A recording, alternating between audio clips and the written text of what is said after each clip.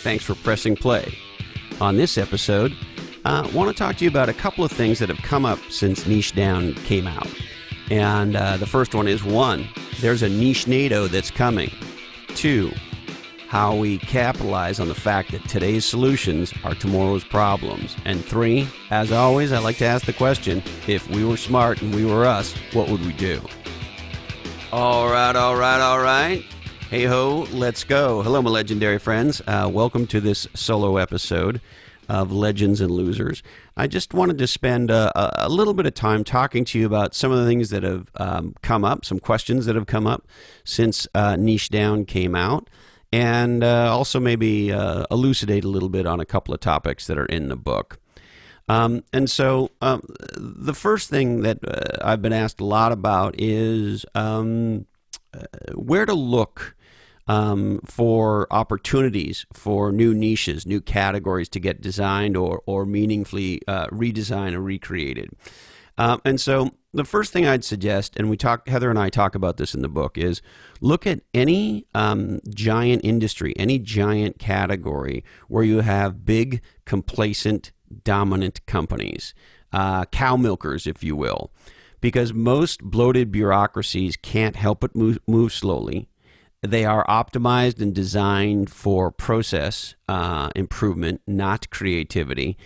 And because they're milking the existing niche or the existing category, they tend to be blind to seeing problems in a different way, and therefore solutions in a different way, and therefore the ability to design and dominate new niches. So it's always interesting to look at big existing categories and ask yourself the question, why is it this way? Could it be a different way?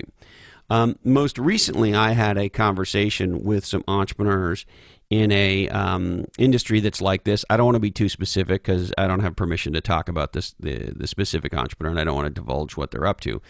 But this company is in a big industry that's very well known, that's logistics intensive, and they have a whole new take on using technology and solving a problem in a different way. And as a result, they've achieved massive growth pretty quickly right under the noses of some large incumbents by looking at problems and therefore solutions in a different way, and by leveraging technology, particularly around how to deliver effectively inside this particular industry supply chain. So that's just an example that I give you.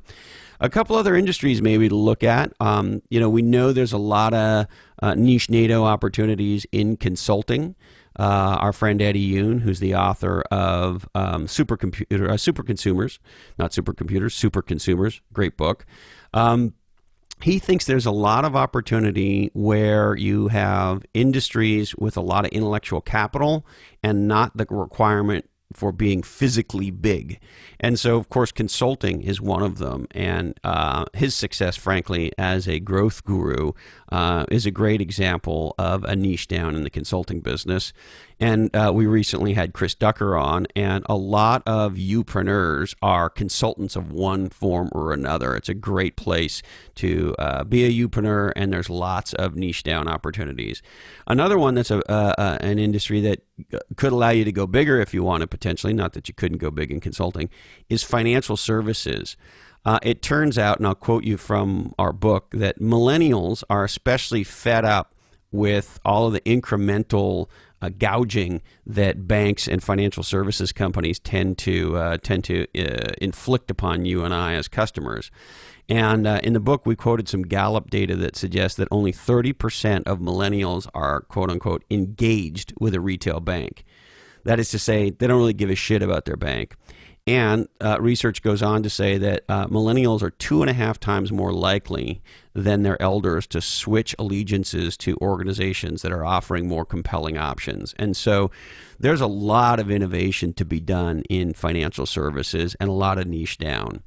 Another area is the content and media business. I'm continuously amazed by how I'll just say it, how stupid a lot of media companies seem to be. I had the radio on the other day in the car, and I know I'm biased, because I live in this podcast world now, but I just can't believe what's on the radio today. I mean, it's just a lot of garbage and a lot of ads.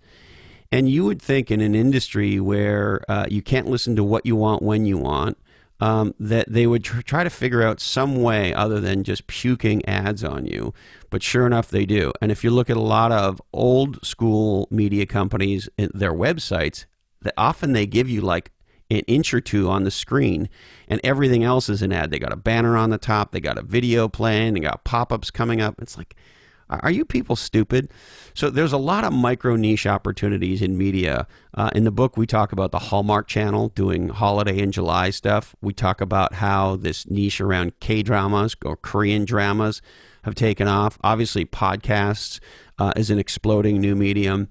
And, it may sound like a simple idea, but if you nail the newsletter business, and we profile Stratechery in Niche-nado, this tech newsletter that pretty much everybody in Silicon Valley subscribes to by this guy, Ben Thompson, very smart, very thoughtful guy. He's built a very compelling niche-down business as a newsletter provider. So lots of opportunities in media. The other thing that I would encourage you to think about is this idea that today's solutions are tomorrow's problems. And over the last couple of weeks, I've had some fascinating conversations with entrepreneurs who are really leveraging brand new, early stage, emerging technologies and getting one or two steps in front of it.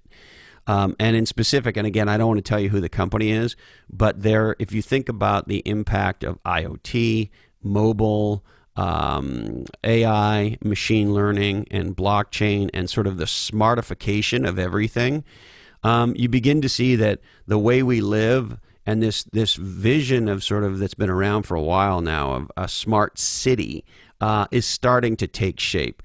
Well, this company that I talked to recently is thinking about all of those things, unpacking the problems that the smartification of the modern sort of urban environment causes, and putting a solution in place to the problem of all of this technology in the smartification. And when they explained to me what they're doing, and I probably shouldn't say more about it than that, I just thought, wow, how smart. They're just two steps ahead. And so I would really encourage you to make a list of all of the technology breakthroughs that are going on right now that could have an impact on your business. Obviously from the cloud, robotics, 3D printing, the ongoing explosion in mobile, AI, machine learning, blockchain, new currencies, the smartification of everything, the self-driving everything. Genetics and genomics. I had a conversation with an entrepreneur in that industry recently that was also fascinating, figuring out ways that you might be able to monetize your own genomics, which is sort of a mind-blowing concept.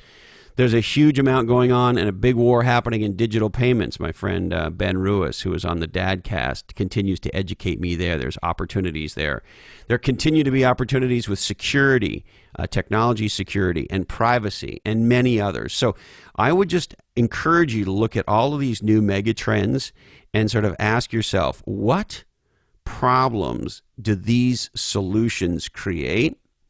Also look at it in the context of what of these problems will be missed by big companies? What are big companies missing or not getting about some of these huge seminal changes that are going on?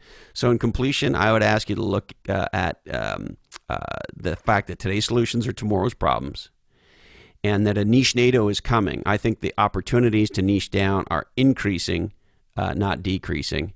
And ask yourself the seminal question, based on all of this, industry dynamics, technology dynamics, or just frankly, the ability to look at problems and therefore solutions in a unique way, and ask yourself the seminal question, if you were smart and you were you, what would you do about it?